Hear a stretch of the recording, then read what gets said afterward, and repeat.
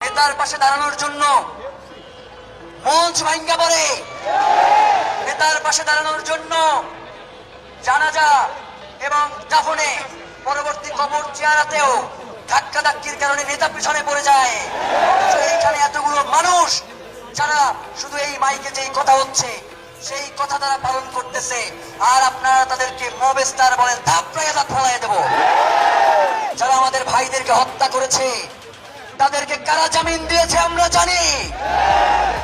জুলাইয়ের পরে ক্যান্টনমেন্টে যেই সকল আওয়ামী সন্ত্রাসীর আশ্রয় নিয়েছিল সেই 626 জনকে সেফ এক্সিট কারা দিয়েছে আমরা জানি।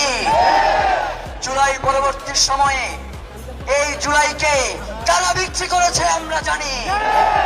শহীদ ওসমান হাদির হত্যার বিচার না হওয়া পর্যন্ত এই রাজপথ ছেড়ে আমরা কোথাও যাব না।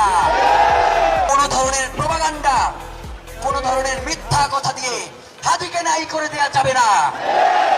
হাদি ছিল, হাদি আছে, হাদি থাকবে ইনশাআল্লাহ।